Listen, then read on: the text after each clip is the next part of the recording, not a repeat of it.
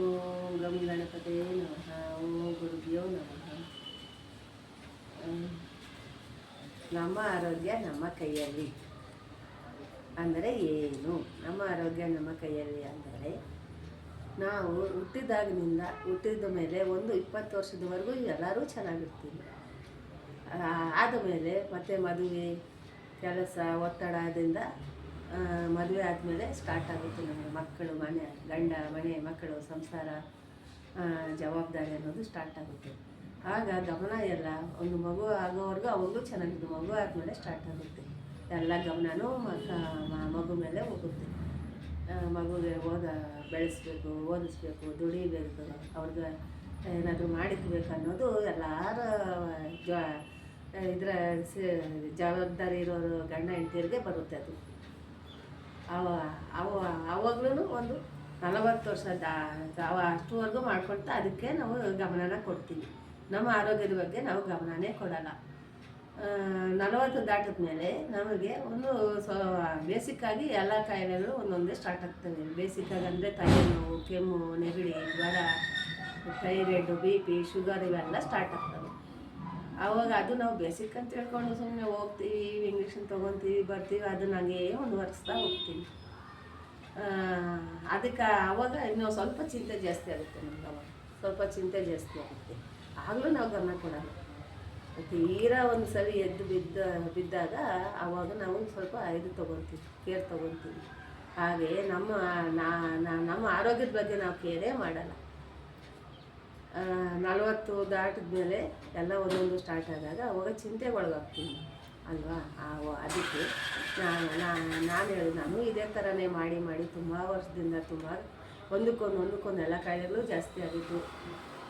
ಆದರೆ ಹಾಸ್ಪಿಟ್ಲಿಗೆ ಹೋದಾಗ ಕಮ್ಮಿ ಆಗ್ತವೆ, ಇಲ್ಲಾಂದರೆ ಮತ್ತೆ ಜಾಸ್ತಿ ಆಗುತ್ತೆ. ಮೆಡಿಸಿನ್ ತೊಗೊಳ್ಳೋವಾಗ ರಿಪೋರ್ಟ್ಗಳಲ್ಲೆಲ್ಲ ನಾರ್ಮಲ್ ಅಂತ ತೋರಿಸುತ್ತೆ. ನಮಗೆ ಮಾತ್ರ ಹಂಗೆ ಇರುತ್ತೆ. ಯಾಕೆ ಅದು ಅಂತ ಕ್ವಶನ್ ಮಾಡ್ತೀವಿ. ಯಾಕೆಂದರೆ ನಾವು ಯೋಚನೆ ಮಾಡ್ತೀವಿ, ಟೈಮ್ ಫಾಲೋ ಮಾಡಲ್ಲ, ಟೈಮ್ ಟು ಟೈಮ್ ತಿನ್ನಲ್ಲ, ಟೈಮ್ ಫಾಲೋ ಮಾಡಲ್ಲ. ಅದಕ್ಕಾಗಿ ನಮಗೆ ಆರೋಗ್ಯದಲ್ಲಿ ಏರುಪೇರುಗಳು ಸ್ಟಾರ್ಟ್ ಆಗ್ತಾ ಬರ್ತವೆ, ಅನಾರೋಗ್ಯ ಸ್ಟಾರ್ಟ್ ಆಗ್ತಾ ಬರುತ್ತೆ.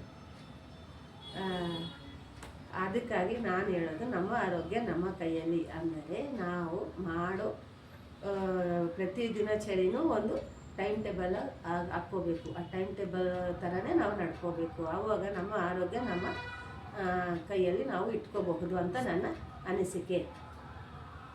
ಹಾಗಾದರೆ ಏನು ಅಂದರೆ ನಾವು ಬೆಳಗಿನ ಜಾವ ಒಂದು 5 ಗಂಟೆಗೆ ಎದ್ದರೆ ಆ ಟೈಮಲ್ಲಿ ಯೂನಿವರ್ಸ್ ಅನ್ನೋ ಒಂದು ಗಾಳಿ ಎಲ್ಲನೂ ನಮಗೆ ತುಂಬ ಅನುಕೂಲ ಆಗುತ್ತೆ. ಆ ಟೈಮಲ್ಲಿ ಸ್ವಲ್ಪ ವಾಕ್ ಹೋಗೋದು, ಮೆಡಿಟೇಷನ್ ಮಾಡೋದು, ಯೋಗ ಮಾಡೋದು, ಅದು ಮಾಡಿಬಿಟ್ಟು ನಾವು ಕೂತ್ಕೊಂಡು ಮೆಡಿಟೇಷನಲ್ಲಿ ನಾವೆಲ್ಲ ಪಾಸಿಟಿವ್ ಮಾತಾಡಬೇಕು. ನಮಗೆ ಏನೇ ಕಾಯಿಲೆ ಇಲ್ಲ, ಆ ಕಾಯಿಲೆನ ಒಂದು 20 ಸಲ ಹೇಳ್ಕೊಬೇಕು. ನಾನು ಆರೋಗ್ಯವಾಗಿದ್ದೀನಿ ಅಂತ ಹೇಳ್ಕೊಂಡು ಒಂದು ಸಂಕಲ್ಪ ಮಾಡಿಕೊಂಡು ಆಮೇಲೆ ನಾವು ಮೆಡಿಟೇಷನ್ಗೆ ಕೂತ್ಕೋಬೇಕು. ಮೆಡಿಟೇಷನ್ ಕೂತ್ಕೊಳ್ಳೋವಾಗ ಚಿನ್ಮುದ್ರೆ ಹಾಕ್ಕೋಬೇಕು. ಮೆಡಿಟೇಷನ್ ಅಂದರೆ ಏನು ಅನ್ನೋದು ತುಂಬ ಜನಕ್ಕೆ ಗೊತ್ತಿಲ್ಲ. ಮೆಡಿಟೇಷನಲ್ಲಿ ಫಸ್ಟ್ ಮಾಡಬೇಕಾದ್ರೆ ನಾವು ಪ್ರಾಣಾಯಾಮ ಅಂದರೆ ಅದನ್ನು ತುಂಬ ಜನಕ್ಕೆ ಗೊತ್ತಿಲ್ಲ. ಪ್ರಾಣಾಯಾಮ ಅಂದರೆ ನಾವು ಸೂರ್ಯನಾಡಿ, ಚಂದ್ರನಾಡಿ ಅಂತ ಮೂಗುಗಳಲ್ಲಿ 2 ಇದು ಇರ್ತವೆ ರಂಧ್ರಗಳು. ಅದರಲ್ಲಿ ಒಂದು ಉಸಿರನ್ನು ತಗೊಳ್ಳೋದು, ಒಂದು ಉಸಿರನ್ನು ಬಿಡೋದು.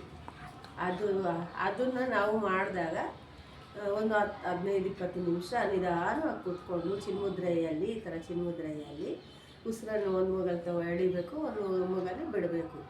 ಅದನ್ನು ಪ್ರಾಣಾಯಾಮ ಅಂತಾರೆ. ಅದು ಮಾಡ್ತಾ ನಾವು ಪ್ರತಿದಿನ ಒಂದೇ ಟೈಮ್ಗೆ ಒಂದೇ ಇದರಲ್ಲೇ ಕೂತ್ಕೊಂಡು ಮಾಡಿದಾಗ ಅದು ನಮಗೆ ಪಾಸಿಟಿವ್ ಆಗಿಸುತ್ತೆ. ಒಂದೇ ಟೈಮ್ ಇದು ಮಾಡ್ತೀವಲ್ಲ, ಅದು ಪಾಸಿಟಿವ್ ಆಗುತ್ತೆ. ನಾವು ಮಾಡೋ ಕೆಲಸ ಒಳ್ಳೇದಿರುತ್ತೆ. ಅದಕ್ಕಾಗಿ ನಮಗೆ ಅದು ಎಕ್ಸ್ಪೀರಿಯೆನ್ಸ್ ಆಗುತ್ತಲ್ಲ, ಮಾಡ್ತಾ ಹೋಗ್ತೀವಲ್ಲ, ಆವಾಗ ನಮಗೆ ಆರೋಗ್ಯದಲ್ಲಿ ಸ್ವಲ್ಪ ಚೆನ್ನಾಗಿರುತ್ತೆ.